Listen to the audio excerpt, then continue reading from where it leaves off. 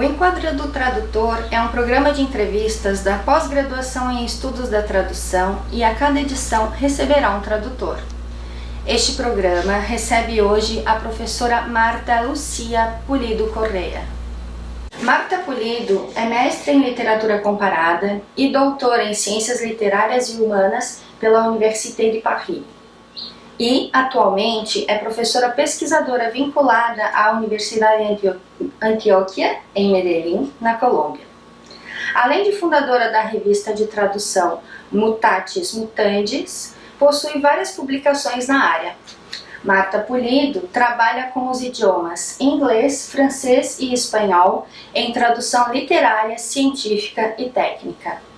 Foi professora visitante da pós-graduação em Estudos da Tradução de 2014 a 2018 e organizou, entre outros, 2 coletâneas de traduções em conjunto com os seus alunos pós-graduandos de mestrado e doutorado.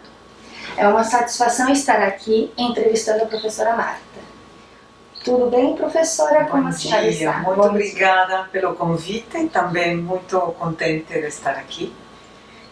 De poder falar da minha experiência na UFSC, não? Gostaríamos já que você nos contasse um pouco como foram os 4 anos de sua experiência aqui como professora visitante no programa de pós-graduação em Estudos da Tradução. É um pouco difícil fazer um resumo dos 4 anos, mas posso dizer que um programa tão dinâmico como a PEGET é um programa onde as pessoas que passamos por aqui aprendi muito dos estudantes e todos os colegas que vieram para fazer seminários e eventos, mas aprendi mesmo das greves, porque estava lembrando uma greve que tuvo a UFSC em 2014 e 2015, a biblioteca mesmo estava fechada. E eu tive que ir pesquisar na biblioteca do centro da cidade. Eu, quando vim, estava pesquisando sobre os franciscanos. Tinha encontrado um autor, Osvaldo Rodrigues Cabral, que tinha escrito um livro sobre os franciscanos. Então fui nesta biblioteca, vi que tinha um livro dele, mas os livros estavam em uma parte especial como livros raros. Gosto muito de estar lá entre os livros raros. Este livro eram cadernos, mas quando vi eram cadernos de contas, de contabilidade. Assim eu comecei a olhar. Entre esses cadernos estava o caderno que se titulava O Esquecido Tradutor de um Livro Raro. E lá eu comecei a olhar e era... para resumir, o primeiro livro publicado em A Ilha do Desterro, Santa Catarina, em 1838, uma tradução de Jeremy Bentham, que era um jurista muito estudado na época em Europa, em Inglaterra. Então, podemos dizer que, graças a essa greve, eu aprendi que o primeiro livro publicado em Santa Catarina foi uma tradução. Professora, sabemos que você idealizou e produziu 2 livros intitulados Ágata e Contos Latino-Americanos, frutos de atividades de tradução realizadas durante disciplinas ministradas com seus alunos aqui na PEGET. Você pode comentar como foi essa experiência? De que forma foi conduzida a relação professora-tradutora com alunos tradutores? Uma pergunta muito interessante, porque tem que ver também com as qualidades dos estudantes aqui. São estudantes muito perceptivos, muito interessados em fazer coisas diferentes. E eu adorei essa resposta que sempre tive dos estudantes aqui. Acho que também a minha experiência como professor, eu tenho ensinado todas as idades, desde 5 anos até universidade, e isso também dá uma flexibilidade para o relacionamento, não? Os 2 projetos, mesmo 3, porque outro primeiro foi um artigo, também traduzido em conjunto, e funcionou muito bem, mesmo depois das aulas, não? Porque o assunto é que, mientras você é professora, os estudantes sentem uma responsabilidade com você, mas quando a disciplina termina, Aí é um risco, não, que se está correndo, mas tudo funcionou realmente muito bem, as publicações demonstram isso. Eu estou muito agradecida com os estudantes. Então, professora, você possui alguns trabalhos e projetos voltados ao papel do tradutor. Entre eles, um artigo publicado em 2016 na revista Cadernos de Tradução, intitulado What is a Translator? Como define o que é um tradutor a partir das suas análises do texto homônimo de Foucault e como propôs o termo tradutor-função? O termo tradutor-função também é de Foucault. Realmente de Foucault é autor-função.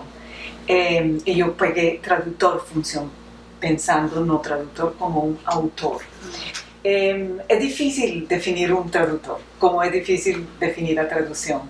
Mas tentando entender o que Foucault falou do autor, que é uma pessoa também que tem que ver com, acho que a função de tradutor-função, podemos relacionar com as teorias de Novalis, também sobre a tradução, quando ele fala de fazer uma tradução gramatical, ou uma tradução gramatical que é erudita, ou fazer uma tradução transformante, transformadora, que quando você fica imerso no livro, eu diria que quando fizemos trabalhos como Ágata, como os contos hispano-americanos, é uma espécie de tradução transformante, porque todos saímos de lá transformados, aprendimos um pouquinho mais.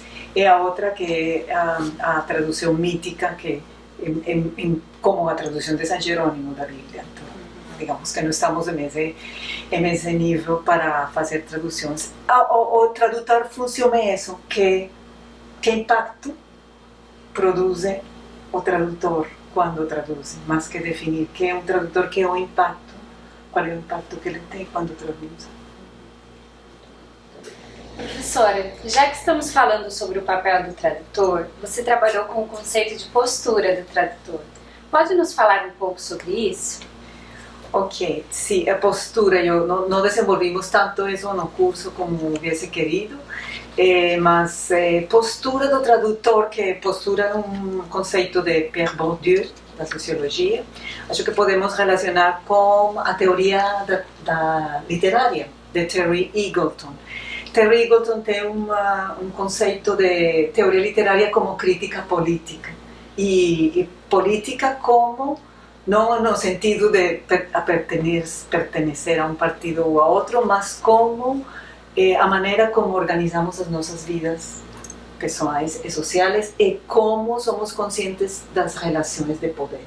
Acho que aí se construi a postura do tradutor, porque o tradutor também está afetado pelas relações de poder, editoriais, institucionais, personais. Então, a postura é uma construção de identidade, de personalidade do tradutor. Não tem também uma metodologia. Professora, você provavelmente já teve contato com obras traduzidas do português para o espanhol. Sabemos que o espanhol possui suas variantes, principalmente com relação às diferenças entre o espanhol peninsular e o da América Espanhola. Dizem que os brasileiros, ao propor traduções à língua espanhola, acabam fazendo uma salada do espanhol. O que você tem a nos dizer sobre essas traduções, no sentido do espanhol utilizado para a composição das obras? Eu não tenho refletido tanto sobre esse assunto do espanhol peninsular e o espanhol americano, porque nós finalmente nos toleramos o espanhol, os espanhóis en América Latina, os argentinos, venezuelanos, chilenos, terminamos por nos compreender e por aprender também das expressões dos outros. Não temos uma dificuldade talvez como a que existe entre português de Portugal e português do Brasil. Então é verdade que para traduzir, por exemplo, se você vai ser publicado por uma editorial espanhola, os espanhóis van ter um corretor de estilo que vai querer expressões espanholas, não? Mas acho que na América Latina somos muito mais tolerantes entre nós com o espanhol. Não tenho analisado as traduções brasileiras para o espanhol dessa maneira como você fala de uma salada do espanhol. E acho que se é uma mistura, hibridação, que eu gosto muito desse termo, acho que bem, é bom para espanhol enriquecer. Professora, com relação aos seus projetos voltados à prática tradutória, o que você pode compartilhar conosco sobre a sua pesquisa?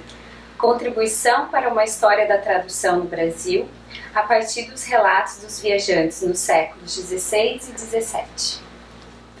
Também é uma pergunta que precisa de um semestre completo para responder, mas é interessante tentar resumir isso, não? Porque realmente quando vim para o Brasil eu já começava a pesquisar sobre os franciscanos, traduções dos missionários em Colômbia. E quando vim para cá, vim com o mesmo objetivo, pesquisar sobre os franciscanos em Brasil.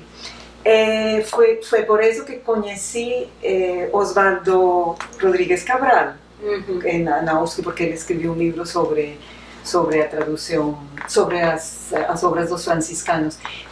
Parênteses, é o nome do museu da USP, Osvaldo Rodrigues Cabral, que também aprendi com ele.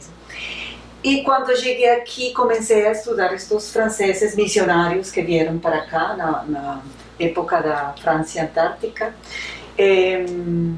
Mas descobri também que estavam estes outros viajantes que eu não conhecia antes, Hans Staden e Anthony Niven, por exemplo, que eram outros relatos bem diferentes. Na segunda parte da pesquisa eu queria continuar, mas com estes relatos de laicos, viajantes laicos, que tinham uma perspectiva muito diferente dos missionários. Que o que aprendi durante estes anos de pesquisa é quando chegam os missionários, eles estão em uma perspectiva, que é uma hierarquia assim, eles estão aqui, os franceses, e os nativos estão abaixo. Com Hans Staden e Anthony Niven, não, eles são prisioneiros mesmo dos indígenas, então eles estão em uma situação mesmo de sometimento.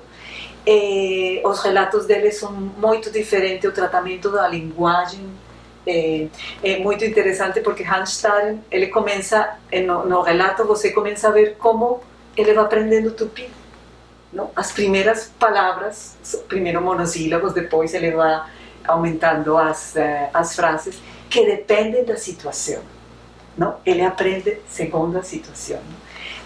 Quando ensinava línguas, tinha uma teoria que se chamava Total Physical Response. E você pegava os estudantes e dizia, por exemplo, touch your knee, para ensinar as partes do corpo, então as pessoas tocavam, né? E eu pensava que Hans Staden fazia como um Total Physical Response, porque quando ele ia ser, por exemplo, preparado para os caníbales, estavam preparando ele para comer, ele aprendeu a palavra capuim.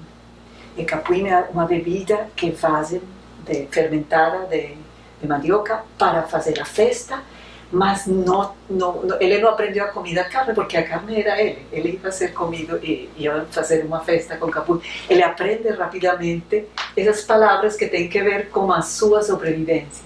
Então é muito claro que a linguagem é muito diferente, a perspectiva da linguagem, porque como os missionários é uma linguagem de sometimento, de superioridade da parte europeia. E aqui são dois europeus que não estão nessa mesma situação, e a linguagem é uma linguagem de sobrevivência. E eu achei isso muito interessante, porque os conceitos, a mesma palavra, são conceitos diferentes em um e outro. Agora, a terceira parte desse projeto são os relatos dos cientistas, não? Que vieram aqui na mesma época e tinha outra perspectiva, que a linguagem cientista, o conhecimento da natureza. Acho que isso poderia dizer resumidamente. Professora, a tradução pode ser considerada um veículo de comunicação entre os povos, e através dela é possível adentrar a mundos e culturas menos canonizados. O que você tem a nos dizer sobre isso, pensando no papel da tradução na sociedade e no mundo?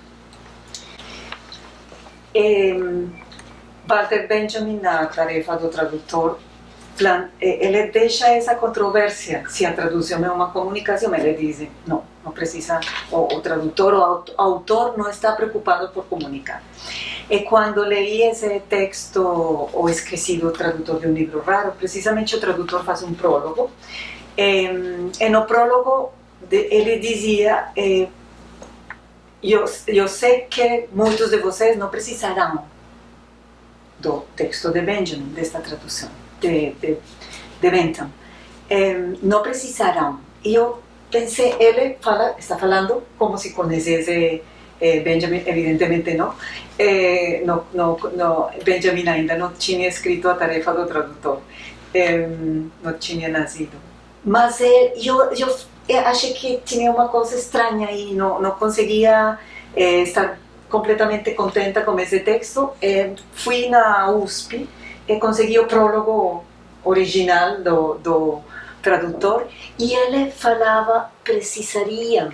Ele dizia, vocês, eu sei que muitos de vocês não precisariam dessa tradução. E para mim mudou todo aí, não? Mudou todo. Era um assunto de elegância para ele apresentar para seus colegas a tradução de Bentham. E não tinha nada a ver com Benjamin. Mas eu não sei se sempre é uma comunicação, eu acho que sim, não? Que a tradução é uma comunicação.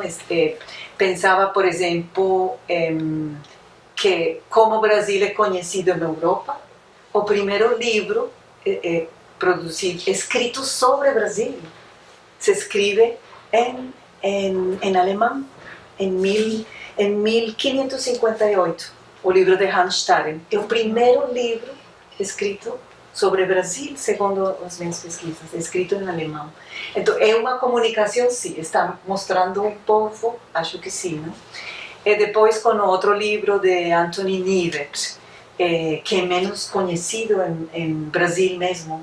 Achei interessante porque Viviane Coluth-Lessa de Sá, ela faz uma tradução do livro de Anthony Nivet em 2008 e depois ela refaz a edição em inglês como um prólogo, uns pós-fácios, umas notas muito eruditas. Ela pesquisou muito sobre Anthony Nivet.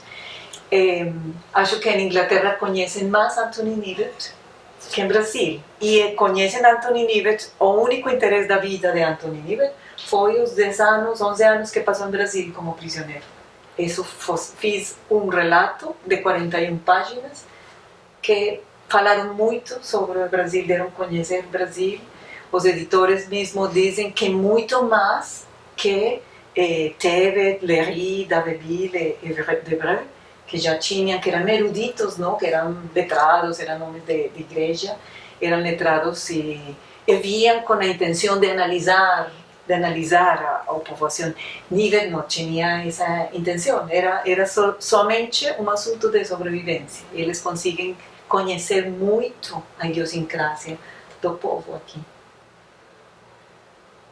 Professora Marta Pulido, agradecemos muito a sua participação nesta edição do programa Enquadrando o Tradutor e sempre que puder nos visitar, estamos de portas abertas aqui na pós-graduação em Estudos da Tradução. Muito obrigada. Eu também estou muito agradecida e contenta com este convite e acho que é um programa bem interessante para os estudantes que vou mostrar em Colômbia também.